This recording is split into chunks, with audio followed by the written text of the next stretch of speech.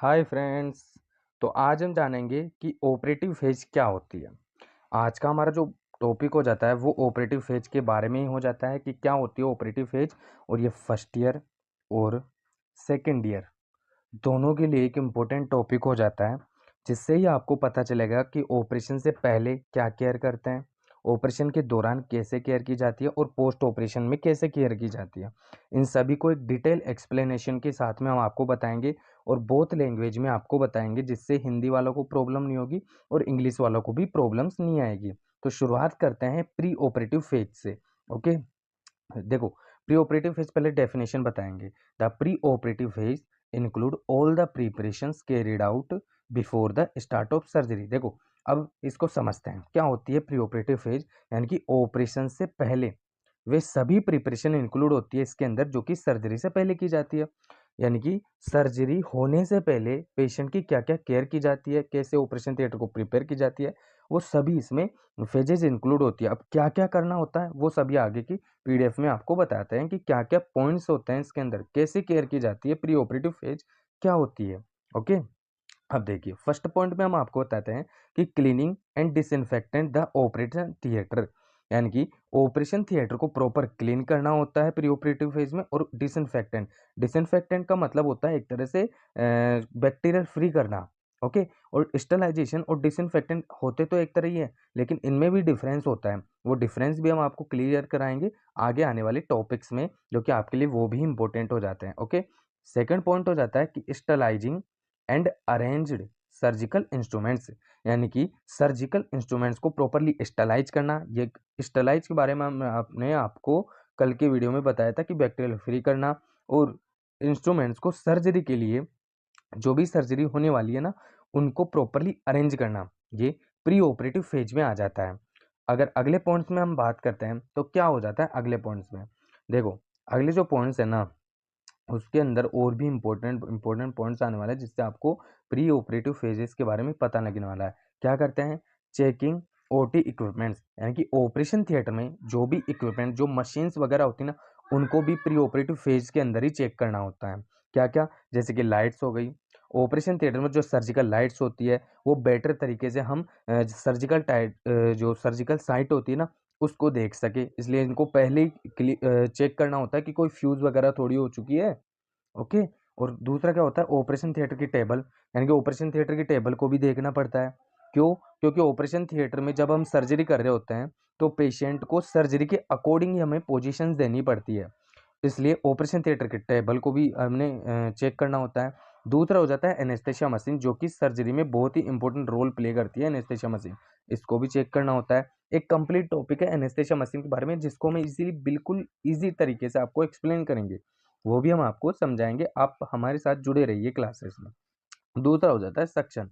Suction machine आती है। Suction machine मैंने आपको कल बताया था कि सक्शन मशीन क्या करती है, कोई भी सीक्रेशंस होते हैं या फिर ब्लड होते हैं ना, उनको खींचने का काम करती है, सक करने का काम करती है। तो इन सभी को प्री ऑपरेटिव फेज के दौरान ही चेक करना होता है। अगला पॉइंट हो जाता है हमारे पास ensuring available of all required instruments and supplies, है ना। तो सभी आवश्यक जो भी डिवाइस होते हैं, जो भी हमारे पास जो सप्लाईज होती है, जो मटेरियल वगैरह अवेलेबल होते हैं, उन सभी के को इंश्योर करना है। यानी कि वो सभी हमारे पास एक्स्ट्रा में अवेलेबल है, या फिर जो भी है वो मतलब हमारी सर्जरी के लिए पर्याप्त है, उन सभी को देखना पड़ता है। क्या क्या होता है कि सर्जरी के दौरान किसी भी चीज़ की कमी ना रह जाए।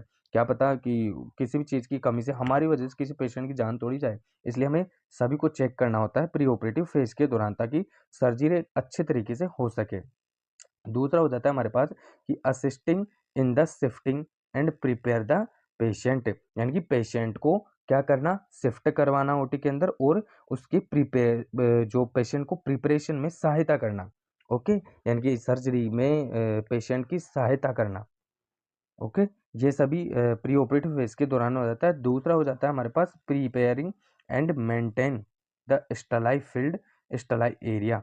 यानी कि जो स्टलाई फील्ड होता है ना, उसको मतलब बिल्कुल ही प्रिपेयर करके रखना, क्लीन करके रखना, स्टलाई एरिया को तैयार करना और बनाए रखना। ये स्टलाई एरिया जो सर्जरी के आसपास का जो एरिया होता है ना, उसको प्रॉपरली स्टलाई करके रखना, ताकि कोई भी बैक्टीरिया वगैरह से हमारे सर्जरी में प्रॉब्लम्स ना हो, बाद में कोई बैक्टीरियल इन्फेक्शन ना हो जाए पेशेंट में सर्जरी के दौरान।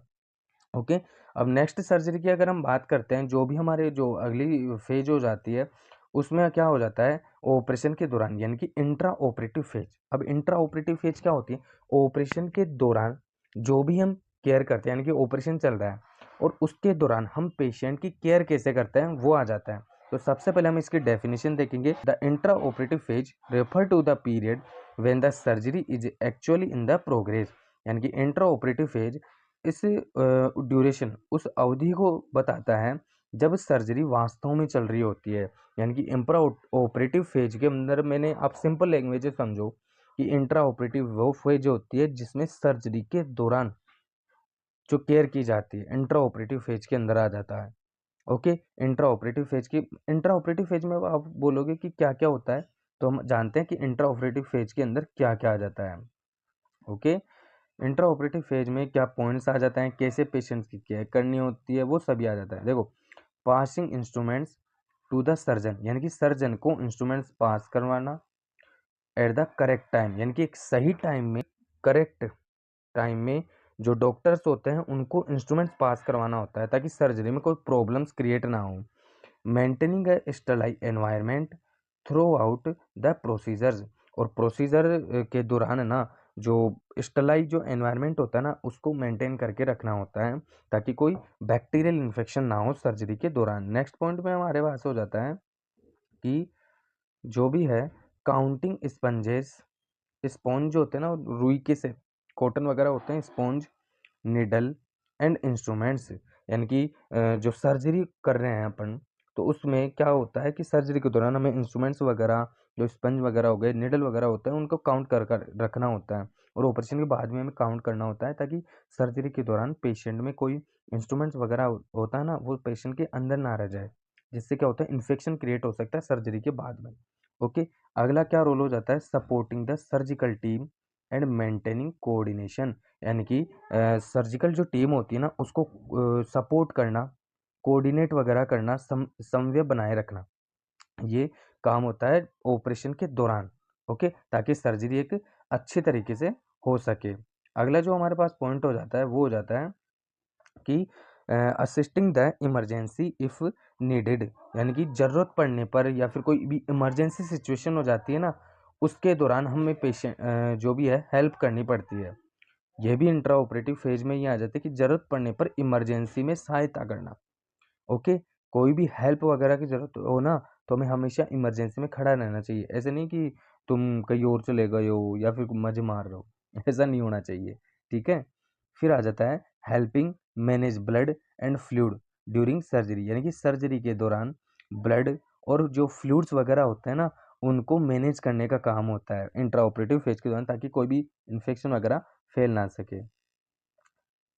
और जो अगली फेज हो जाती है वो हो जाती है हमारे पास पोस्ट ऑपरेटिव फेज, जिसके अंदर क्या होता है, अब सर्जरी हो गई, अब सर्जरी के बाद में जो फेज होती है वो आ जाती है पोस्ट। पोस्ट का मतलब होता है बाद, और प्री का मतलब क्या होता है, प्री का मतलब होता है पहले, और पोस्ट का मतलब होता है बाद में, ये होता है।